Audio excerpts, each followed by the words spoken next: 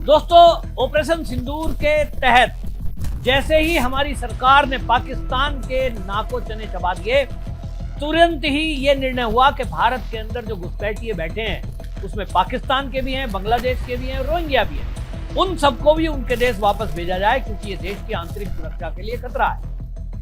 अमित शाह ने सभी राज्यों को निर्देश दिए कि घुसपैठियों की पहचान की जाए और उनको उनके देश वापस भेजा जाए।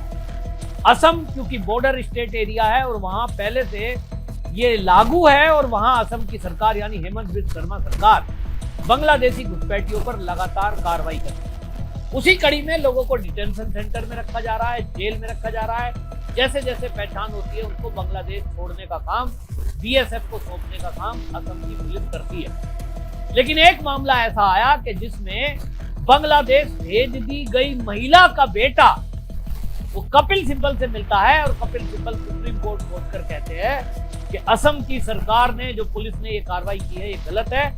कोई भी महिला को आप जो यहाँ सालों से रह रही है उसको कैसे भी देशी बता सकते हैं। सुप्रीम कोर्ट ने इस मामले में संज्ञान लिया है। सुनवाई करते हुए ये अब केंद्र सरकार को नोटिस दिया गया है कि ये जो कार्रवाई की जा रही है आखिरकार क्यों।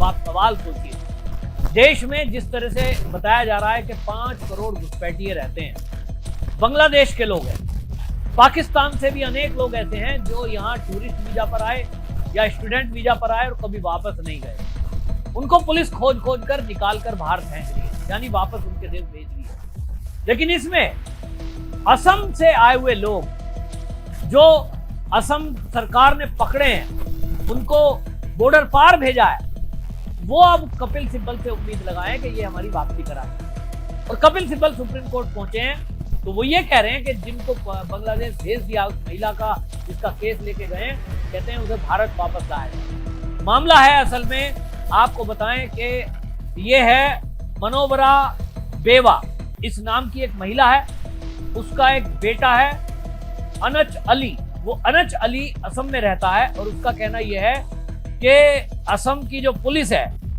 वो 1917 में उसकी मां को पकड़ कर ले गए और उसकी मां के पास पेपर नहीं थे।